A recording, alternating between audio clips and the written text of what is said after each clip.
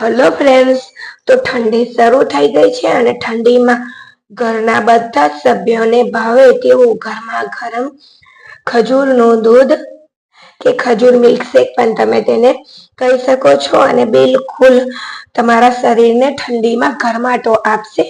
તો તેની માટે અહીંયા અમે 7 નંગ ખજૂર લઈ લીધું છે અને ખજૂરને આ રીતે તેની અંદરથી બિયાનો ભાગ એટલે કે બીજનો ભાગ જે હોય તે કાઢી લેવાનો છે અને બધા ખજૂરને તે રીતે કાઢી અને તૈયાર કરી દીધું છે. ત્યાર પછી તેને બાઉલમાં લઈ લઈએ અને તેની સાથે અહીંયા મેં 3 અંજીર લીધા છે. અંજીર અને ખજૂર બંનેની અંદર ગરમ હોય છે એટલે આપણને શિયાળા માટે ગરમાટો આપે છે.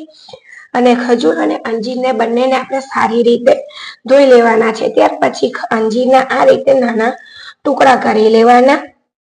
અને આ રેસીપીમાં આપણે 4 લોકો માટે બનાવીએ છીએ અને કુલ ટોટલ દૂધ તમારે 750 ગ્રામ જોઈશે. તો થોડું દૂધ ખજૂર અને અંજીર ડૂબે ને તેટલું દૂધ રેડી અને ગરમ દૂધ કોસેર્યું દૂધ હોય તેવું રેડી અને તેને અડધા કલાક માટે પલાળી દેવાનું. ત્યાર પછી અહીંયા જો બીજી બાજુ મેં મીડિયમ લો ગેસની ફ્લેમ ઉપર બીજું જે દૂધ હતું તેને ગરમ થવા માટે રાખી દીધું છે અને અડધા કલાક પછી અહીંયા જો ખજૂર અને અંજીર બંને વસ્તુ સારી રીતે પલળી ગયા છે ત્યાર પછી આપણે તેને મિક્સર જારમાં લઈ અને પીસી લેવાનું છે. તો જો બધી વસ્તુ મેં મિક્સરમાં લઈ લીધી છે પણ મિક્સર જાર નાનો છે એટલે મેં થોડું દૂધ કાઢી લીધું. ત્યાર પછી અહીંયા જો આ મેં થોડા ડ્રાય ફ્રૂટ લીધા છે. તમારી પાસે જે ડ્રાય ફ્રૂટ અવેલેબલ હોય એ તમારે લઈ લેવાના, બાકીનું તમે સ્કીપ પણ કરી શકો છો. કાજુ, બદામ, પિસ્તા અને ખસખસ 1/2 ટીસ્પૂન જેટલી ખસખસ લીધી છે. ખસખસ એ શિયાળામાં આપણા કમરના દર્દ માટે સારું હોય છે. તો બધી વસ્તુને જો અહીંયા મેં સારી રીતે પીસી લીધું છે અને એકદમ સરસ થીક પેસ્ટ તૈયાર થઈ ગઈ છે. અને મગજતરીના બીજ પણ લીધા છે.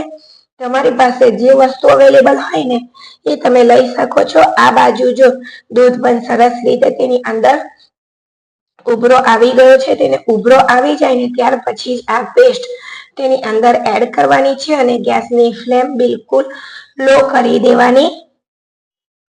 તો ગેસની ફ્લેમ લો કરી અને બધી પેસ્ટને આપણે દૂધની અંદર એડ કરીશું. આમ કરવાથી દૂધની અંદર એકવાર ઉભરો આવી ગયા પછી આપણે પેસ્ટ એડ કરીશું ને તો દૂધ આપણું ફાટશે નહીં. નહીતર ખજૂરને રીતે કેટલી વાર દૂધ ફાટી જતું હોય છે. તો પેસ્ટ એડ કર્યા પછી સતત આપણે મીડિયમ ગેસની ફ્લેમ ઉપર તેને સ્ટર કરતા રહેવાનું છે એટલે કે હલાવતા રહેવાનું છે. અને આને આપણે 3 મિનિટ માટે જ કૂક કરવાનું છે.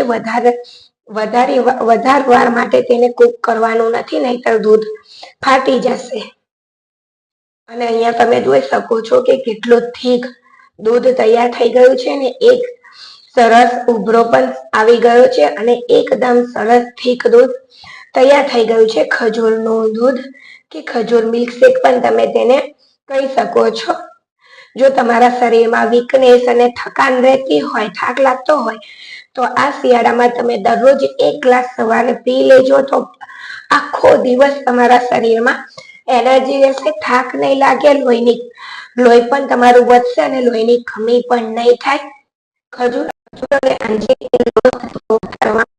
ખાય છે